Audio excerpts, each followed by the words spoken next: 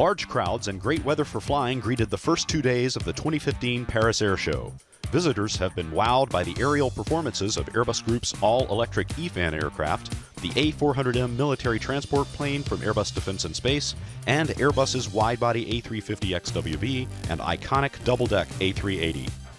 Aside from the flying display, important developments Tuesday included a commitment from Korean Air for A321 new engine option aircraft, orders from Japan's Peach Aviation for A320ceos and from EVA Air of Taiwan for A330-300s, and the news that Kazakhstan-based Air Astana is the first airline to sign up as an operator of the long-range version of the A321neo. Aircraft services were also the order of the day, as Europe's EasyJet announced it would work with Airbus to upgrade the cabins of more than 100 of its Airbus A320s. And the AirAsia Group signed up as launch customer for Airbus's Smarter Fleet electronic flight folder. EFF is an innovative application that reduces paperwork in the cockpit and enhances operating efficiency by streamlining required flight crew briefings and reports. A familiar sight and topic of conversation around the show this week has been the Airbus Q&A ad campaign, built on the concept that Airbus provides real-world answers to the real-world challenges faced by airlines around the world. The biggest guest at the show, once again, is Airbus's flagship aircraft. For those who are dreaming of flying on the A380, Airbus has created a special website, A380love.com, where visitors can get a feel of what it's like from a passenger's perspective, find out which airlines fly the A380, and share their own A380 experiences on the site's engaging social media wall. And of course, love of flight always draws both dreams and eyes skyward when it comes time for the flying display. Airbus Direct's live coverage from Day 3 of the 51st Paris Air Show begins right now. Good afternoon and welcome to Le Bourget on the outskirts of Paris for Day 3 of the 51st Paris Air Show. Today we're going to have a couple of special guests. One is going to be the appearance on our Airbus Direct coverage of the flying display of the Airbus Defence and Space A400M air transport. The other special guest will be Fernando Alonso, who is head of military aircraft programs for Airbus Defence and Space, who will have some great commentary for us on that plane as well as the Airbus A380 when it flies, as he has been a part of the flight test program in the past and was in fact on board the very first A380 flight when it took to the skies 10 years ago. We also want to ask you to remain with us at the end of the flying display today because we're going to have two very special video presentations. One will be a retrospective look at the A380 and its appearances at the Paris Air Show over the years. You may recall that the first Paris Air Show at which the A380 appeared was in 2005, so it's the 10th anniversary of that as well. And then we're also going to have an in-depth look at the A380, the remarkable plane that it is, behind the scenes, about its interior and market space. So we invite you to stay for that. So it'll be a pretty lengthy broadcast today, and we're very excited to be able to provide coverage of the flying display of the Airbus A350 XWB, the A380, and of course, as I mentioned, the Airbus A400M military transport plane. Now, it is a beautiful day to fly here at Le Bourget. Blue skies, puffy clouds. The photographers are going to love taking pictures of these airplanes when they're in the sky. And speaking of photography, we know we have a lot of people who are joining us on Airbus Direct who love airplanes and love to take pictures of airplanes, and we invite you to share those pictures with us on via Twitter or Instagram. Please hashtag it #WeMakeItFly. We at Airbus.com will be looking for the very best of those pictures, and we'll share them to our followers on Instagram and Twitter as well. So follow us at Airbus for updates, follow us on Twitter, and of course check out all the updates on Airbus.com for the latest from the 51st Paris Air Show. Now I believe the Airbus A350 is going to be taxiing into position, so we'll look forward to seeing that aircraft take to the skies here very shortly. And I see the Airbus A400M also taxiing into position, so it's going to be quite a flying display. The crowds have been tremendous. There was expectation at the beginning of this show that it might be a little bit quieter Paris Air Show this year as opposed to years past because the industry is taking a bit of a breath after years of record orders. In fact, it's turned out to be quite a busy one. Lots of visitors. There have been hundreds of announcements from aircraft manufacturers for orders, lots of announcements about new services, and plenty of discussion about airplane programs, what the future of these programs might be, and the various strategies of the manufacturers. And it's always an exciting time to be at the air show, and we're glad that you've joined us via the web. So any minute now, we're going to see the A350 XWB and a beautiful carbon fiber livery, the MSN2, manufacturer serial number 2 version of the A350. This aircraft is going to be visiting South America and North America next month. So when that aircraft is on tour, we will be sure to let you know dates and locations, because for sure you're going to want to get a glimpse of it if you can in person. And in addition, Airbus is very pleased to be taking the MSN2 A350 XWB to the Oshkosh Air Show in Wisconsin next month as well.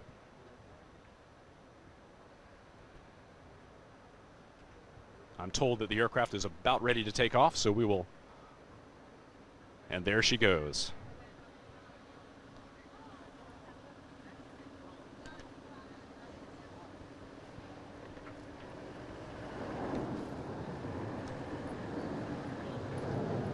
Flown by test pilots Hugues van der Stichel and Malcolm Ridley, joined by flight test engineer Bruno Bigond, the Airbus A350 XWB. XWB, of course, stands for extra wide body.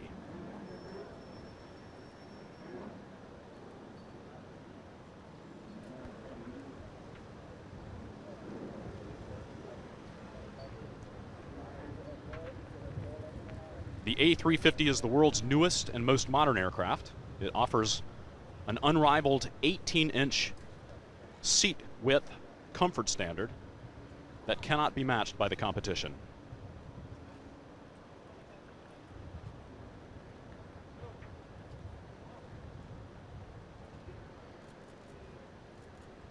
The A350 XWB offers 25% lower operating costs and 25% lower fuel burn for its airline customers than the aircraft it's replacing.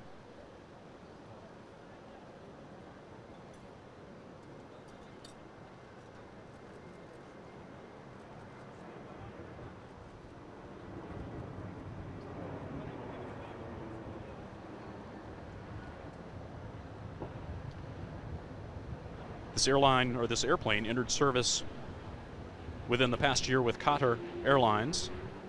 Qatar raves about its A350 operations. As of this week, more than 100,000 passengers have enjoyed Qatar Airways service aboard the A350 XWB.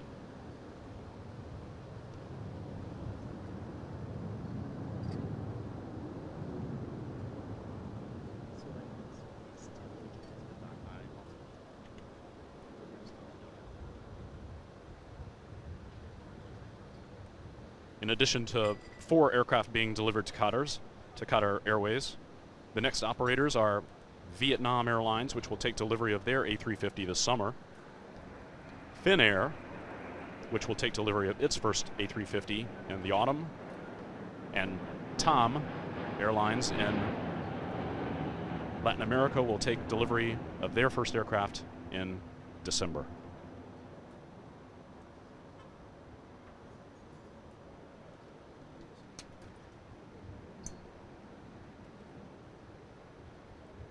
The A350 is truly a modern aircraft. 70% of the aircraft is made of advanced materials, and more than half of the aircraft is made with carbon fiber composite for strength and lightweight, fuel efficiency,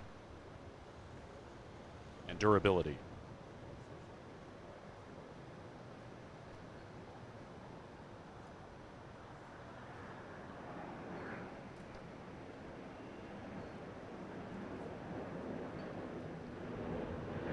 The underside shot gives a beautiful glimpse of the lovely wing shape of the A350. The wings actually have a morphing trailing edge surfaces. They have morphing trailing edge surfaces when they're in flight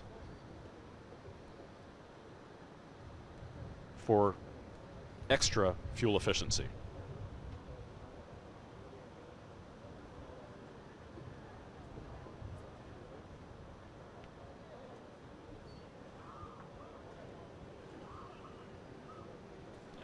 By the end of this year, Airbus will have delivered 15 A350s.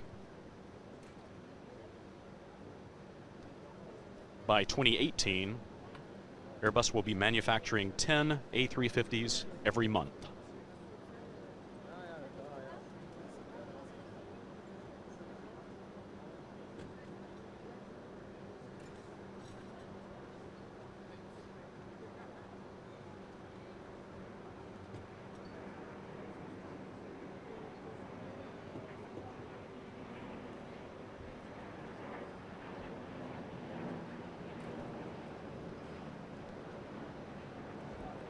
The fly-by-wire architecture of the Airbus cockpit allows a flight envelope protection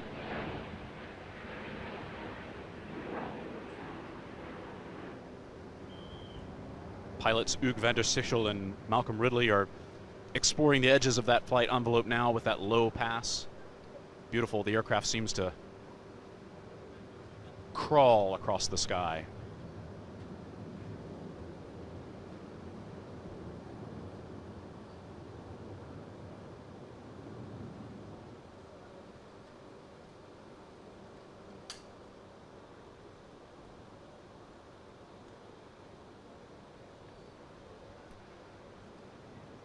The unique carbon fiber livery of this particular aircraft, manufacturer serial number 2, is very distinctive. When it makes appearances at air shows and airports, it is always a popular subject of photographers.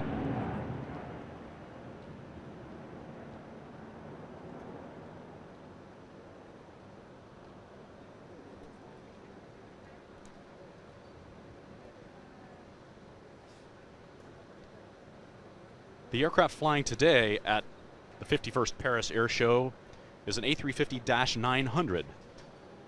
Airbus is also working on a stretched version of the A350, the A350-1000. That program has had a number of achievements already, including the full structure design maturity having been achieved. The systems installation architecture has been completed, and production of the first aircraft has been kicked off in all of the Airbus plants that will be doing work on the A350-1000. The subassembly has started and engine tests also have begun.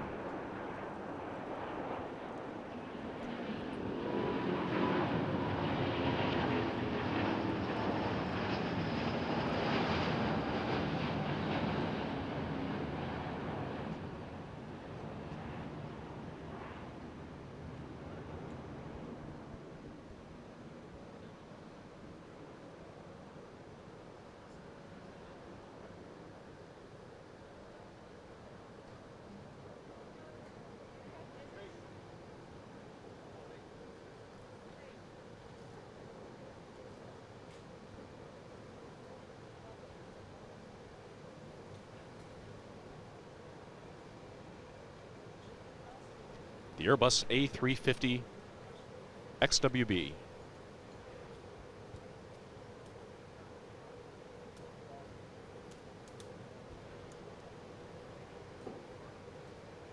The A350's sister wide body, the A330, has achieved 1,500 sales, and Airbus anticipates eventual sales of the A350 to far exceed that number.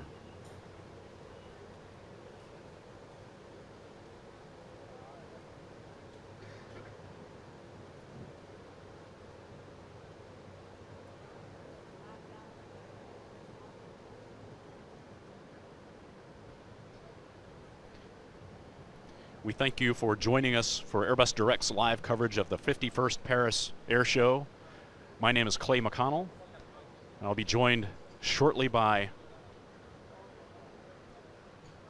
Airbus Defense and Space's head of military aircraft programs, Fernando Alonso.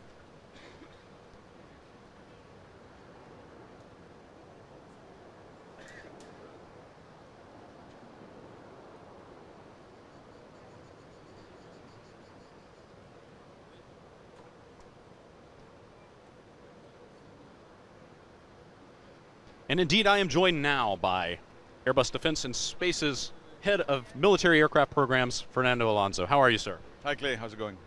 It's going great. Has it been a good show for you so far? For the time being, yes, but I still remember, 2 years ago when we were here, when the A350 did its flight past on flight number 3. It's incredible, eh? And to see it do that flying display now, it's amazing how far that airplane has come. It's in service. Passengers love it. We'll have 4 airlines operating the A350 by the end of the year. Quite an achievement, and I know a source of pride for everybody in the industry, certainly everyone with Airbus. Definitely a source of pride for all of us in Airbus. I think we did a fantastic job. Everyone did an incredible job in manufacturing, building, designing, testing this airplane, and now to see it fly with the airlines, it's a huge pride. So fantastic job. Now, of course, your background was as a flight test pilot. Flight test engineer, sorry. And you were fortunate enough to be on board the very first flight of the next aircraft that we're going to see, which is the A380. And again, we were here 10 years ago for the first time with the A380. It's incredible how time flies, but it's still a very dear airplane in my heart. And of course, visitors to the show have been enjoying the static display of the Qatar Airplanes A380, which I gather has an interior that is nothing like the test aircraft interior that you experienced in 2005 when you took to the skies for the first time. Certainly much more comfortable. But us who like flight tests, we like to be surrounded by equipment, by computers, all this lining which keeps the noise out from the cabin. We don't like it on our test airplanes. We like to hear the airplane breathe, which is great. That's a great description. So as the A350 XWB is vacating the runway here, we'll be looking for the A380 to take to the sky shortly.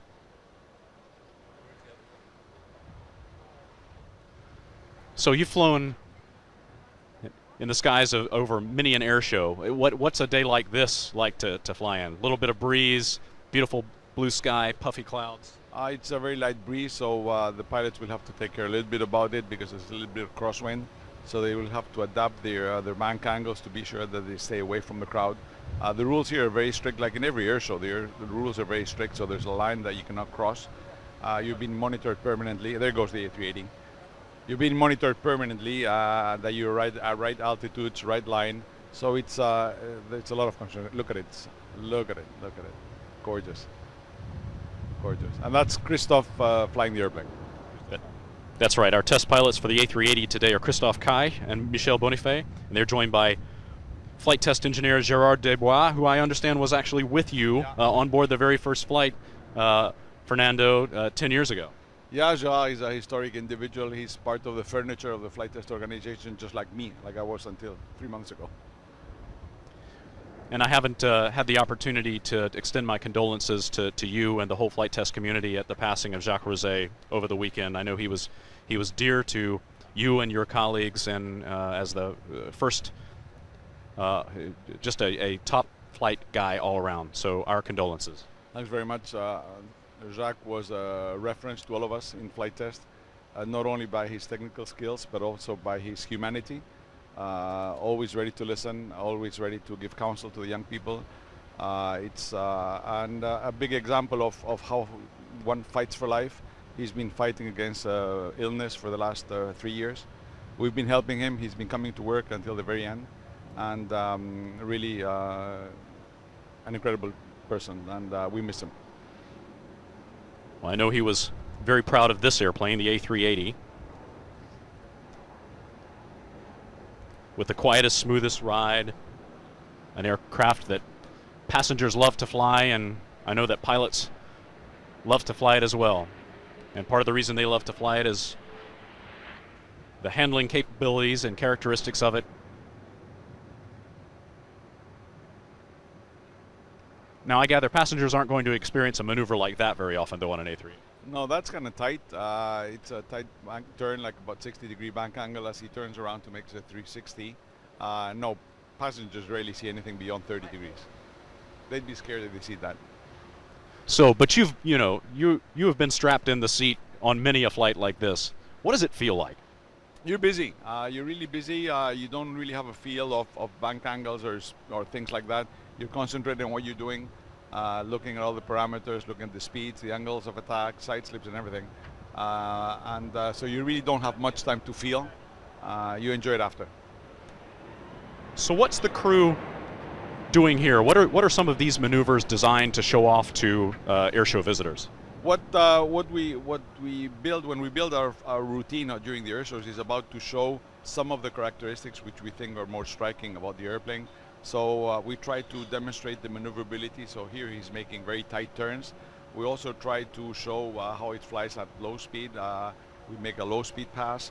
We also try to show how quiet it is. So we adjust some of the flybys to do them with almost idle thrust. So you actually just see the noise of the airframe, not really the noise of the engines. And so see here, he's coming back, tightening the turn so that he doesn't go over the line, and he's adjusting his bank angle like 60 degrees. As I say, it's highlighting, demonstrating to the public the characteristics of the airplane, and also showing the airplane in ways that are impressive and make people admire it. It's easy to admire. It's kind of showing off the airplane. We're so proud of it. We like to show it off and get people enthusiastic about it.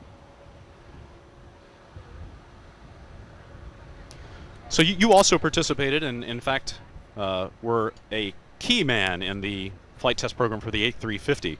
What lessons were learned in the flight test program for A380 that were able to be applied to future flight test programs? I think what we learned on the A380 was basically about anticipation. You can just do things as quickly as you can, but at the end of the day, it's how much the production capability of the company is able to give you the airplanes that you had planned to do. On the A380, that did not happen, so we're very regularly improvising and changing test plans. On the A350, we started working a lot of upstream. There was a massive amount of testing done upstream on the ground. We did a very close follow-up with the A350 program on the availability of the engines coming out of the production line. And I think it was all about anticipation and about preparing yourselves and doing as much as you could do before. That's the low speed pass, and we just did the low speed pass, and there he's pulling up, and there he's going to go over, and then he's going to be pushing over. Yeah, it's for me the A350 was a fantastic example of what we can do when we really plan, anticipate, manage the risks that we have. There's always risks in a program like this. And get yourself organized, and not just the flight test organization. It's a massive team effort. It involves the program, it involves the engineering, it involves the manufacturing. So when we're all working together, anticipating, managing the risks, we can do great things like we did on the A350.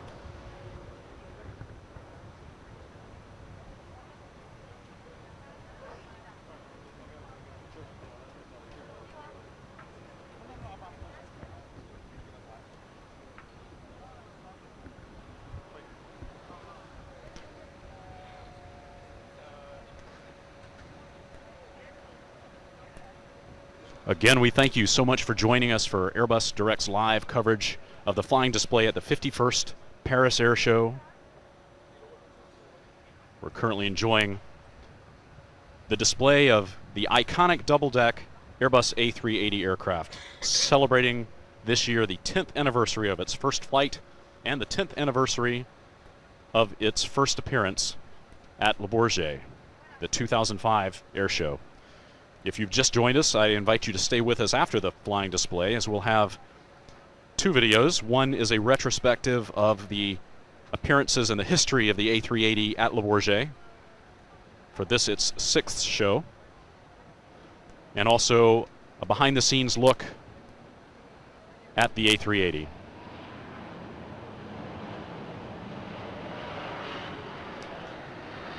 I'm joined by Fernando Alonso, who is currently the head of military aircraft programs at Airbus Defence and Space, but has a long history with Airbus in the flight test program.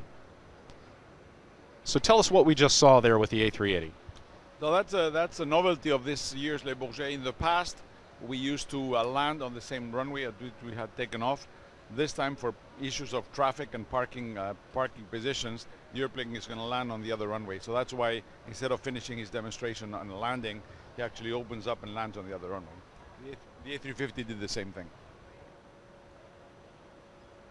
Will the A400M also do the same maneuver? I believe so, yeah. It actually makes the flying display a little bit longer, but I don't see disappointment in anyone's eyes because the flying is what brings everyone together at the Paris Air Show. Well, and you know, when even at a distance there, I mean, you see such a massive airplane, which is probably weighing, I don't know what it weighs, maybe 300 tons there, flying at the speed of an A320. It's always impressive. So I've seen that airplane so many times, I never get used to it. So I'm not surprised. Look at all the crowd. All of them are staring. They're not looking anywhere else but at the A380.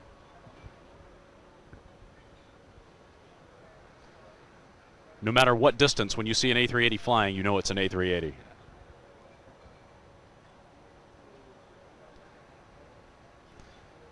And with passenger traffic doubling every 15 years, very large aircraft like the A380 really are the solution for sustainable growth, particularly in slot-constrained airports.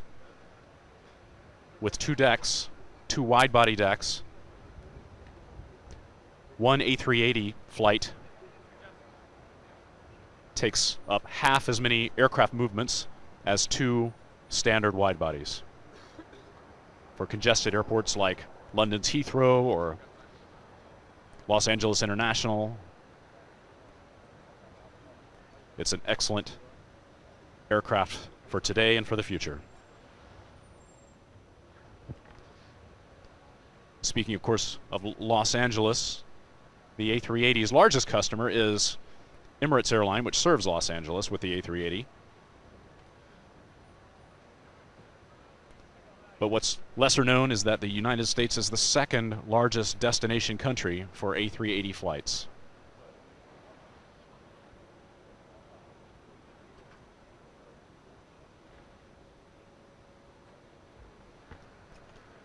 So Fernando, you have been now in this role with Airbus Defence and Space for how long?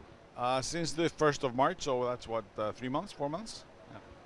So tell me about your new gig. My new gig is the A400M and the military aircraft activity. I'm discovering a whole new activity. I've been 32 years in the commercial side of business, enjoying every minute of it.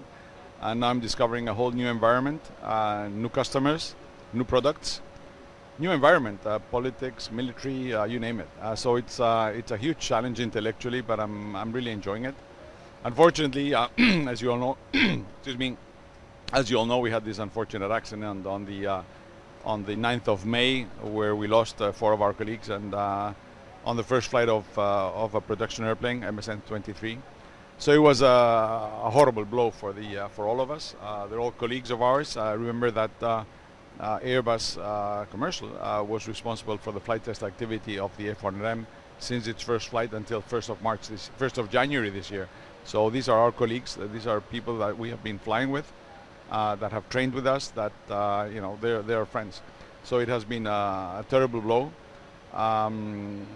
The good news is that there's 2 of the crew members that have survived absolutely miraculously. I visited them both last week.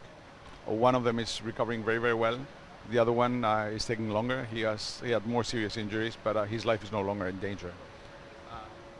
Tell us what it means to the Airbus Defence and Space community and to all of your colleagues that the A400M is flying again here at Le Bourget.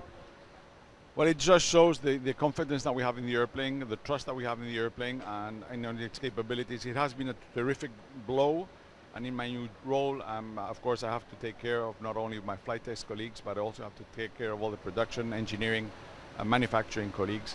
So these days in Sevilla, there's a sense of frustration, of fear, of guilt. People are you know, they don't know what to think. So it's my job to try to encourage them, to try to give them faith in the airplane, confidence in the product, because we need to have confidence in the product. The product is outstanding. So I think this demonstration flights in Le Bourget will definitely help us to visualize the pride and the honor that we have on this airplane. And you know, we have a lot of work to do. This accident has added some more, but I think this accident will make us stronger, and we'll put more energy into this fantastic and unique airplane.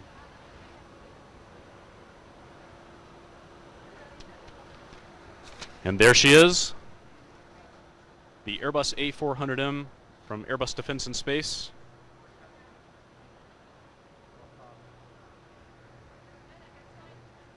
The aircraft is being flown today by experimental test pilots Nacho Lombo and Tony Flynn.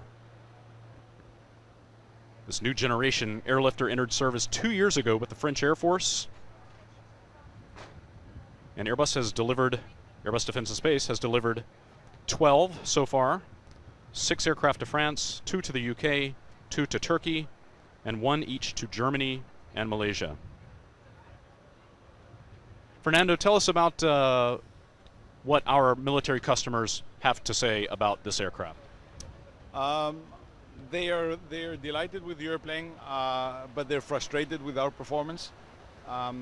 They would want more of the airplanes. They would want more capabilities from the airplane, which we have committed to deliver. And unfortunately, we have not really performing very well. So it is our responsibility, our role, to restore the confidence of our customers and actually give them the airplanes that they're expecting with the capabilities that they're expecting. So it's at the same time an industrial challenge to actually produce the airplanes, and a development challenge to actually develop all the capabilities. We're putting our act together and trying to do that. But it certainly is a very capable airplane. What are some of the things that make you and your colleagues excited about the future of this airplane and the potential of this airplane? What does it offer that others don't? Well, it offers. It is unique in its segment. It's an airplane which is between the C-130 and the C-17. C-17 is out of production. C-130 is an old design, much less capable than the A400M. Look at it, 120 degrees bank angle. And so I'm sure the market is there because there's absolutely no competitor. The nations operating it, typically the French, who has the biggest fleet, they're happy with it. They're happy with their logistics capability, the amount of load it can transport for their missions in Africa, namely. And I think it'll have a place in the military transport category airplane in the future. Up to us to be able to live up to that challenge and actually build it and deliver it. It's certainly a very capable airplane. Key feature is that it uniquely combines a true strategic and tactical airlift capability. And it's also able to operate as an air-to-air refueling aircraft. Are any of our military customers using it as such at this stage? No, they're not using it yet because we just recently certified, but the airplane can actually be refueled, and that's why you see in the left-hand side of the forward fuselage there's a probe, and that's a refueling probe where the airplane can be refueled, and it can also, with pods under the wing, it can refuel fighter airplanes, and we have just recently certified that.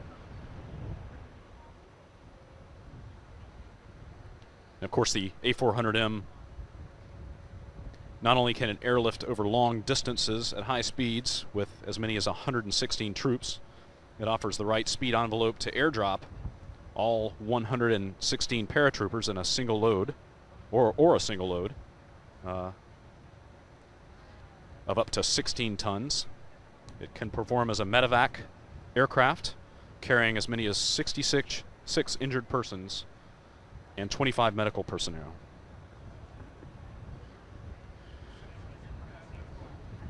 Fernando, even though this aircraft is in service with several air forces, you mentioned that it's still a program that's under development and under test. What's left to be done? Basically, we need to finish the development of the military capabilities. Those military capabilities is about paratroop dropping, jumping of paratroopers, cargo dispensing, delivering of cargo, and auto defensive systems. So those are the three main functionalities that remain to be completed. We hope to be done by the end of this year. Look at it. Look at that. Look at that. Flying slowly up there, making a tight turn, then pushing over. There you go. Pushes over, gets himself into a deep dive. There you go. 25 degrees, flight path angle, and then he recovers. So what you were saying, you know, what are they doing there? They're managing their energy, they're managing their altitude, they're managing their position on the relative to the crowd. So it's busy up there. It's very busy.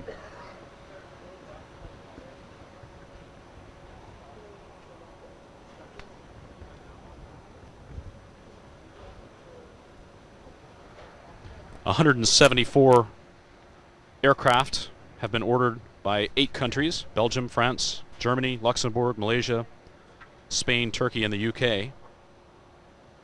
The Airbus Defence and Space A400M military transport airplane.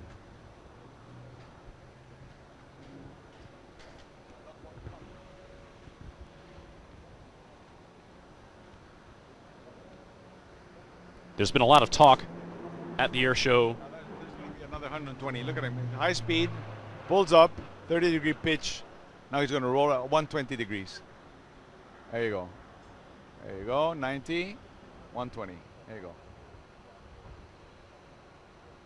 And it comes back. And that'll be the end of the show.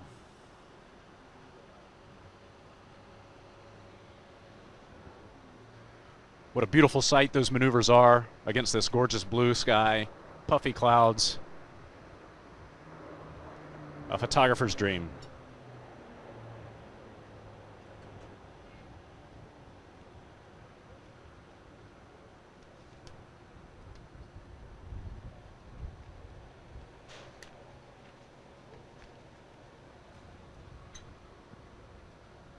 So Fernando, there's been a lot of talk at the show this week, actually, about the potential market for this airplane, and it is certainly not limited to the aircraft that have already been ordered and the countries that have already ordered this airplane. This really has a future as a humanitarian airlifter and a benefit to air forces all over the world. Yeah, we have some active campaigns going on in the Middle East.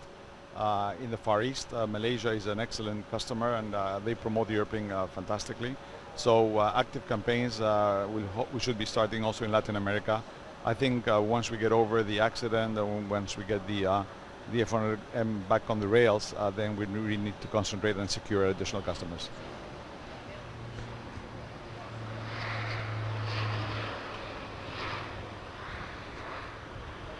Now this is again that maneuver that you mentioned earlier that's different about this year's Paris Air Show.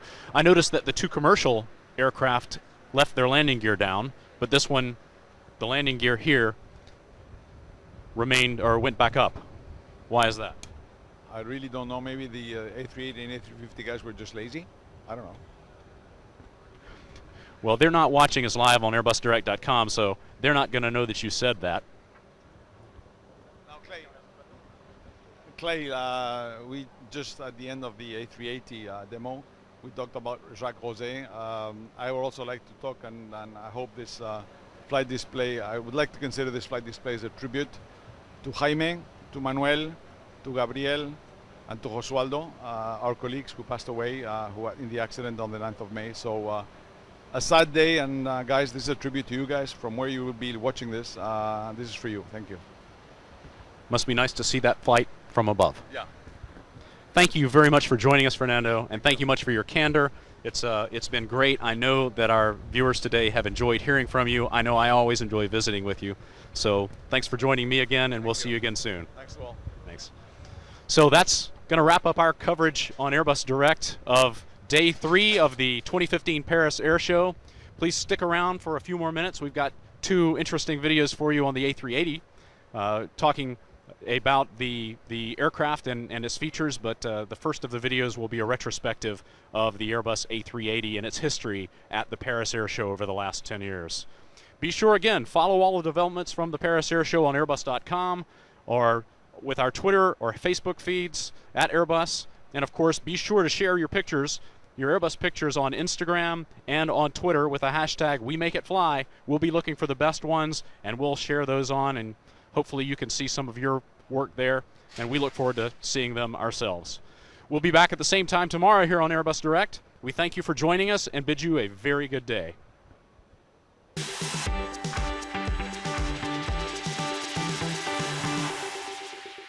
Since introduction of the 380, we've put forward a number of innovations in the aircraft. Technical changes such as higher structural weights, aerodynamic improvements and engine improvements, all delivering better performance for the customer, such as 500 nautical miles more range and 2% reduction in fuel burn. So we're now embarking on the next chapter in terms of innovation, now looking on boosting the revenue of the aircraft. We're doing this through the cabin. First of all, we're looking at introducing segmentation into the cabin. Up to 60% of people traveling for business purposes are actually traveling in economy class. For airlines, this is a great opportunity to introduce a premium economy class. 5 out of our 13 operators have already introduced this premium class, and it gives them higher yield traffic, so up to $8 million additional revenue per year. So we're also looking at introducing a whole series of cabin enablers, all boosting the revenue of the aircraft. So we're moving from 525 seats to 544 seats, and this boosts the revenue by $20 million every year for the airline operating the 380. The 380 is also a great solution for those busy routes where there's a strong passenger preference to travel at peak times. So today the A380 is traveling on 100 routes to 46 destinations. As time goes on, the case for the 380 will only strengthen. It's the aircraft that passengers love to fly. It's the quietest, the most comfortable, and it's the smoothest way to travel. For airlines, it's a flagship product, offering them the opportunity to innovate and enhance the flying experience. Simply put, the 380 is bringing the excitement back into travel.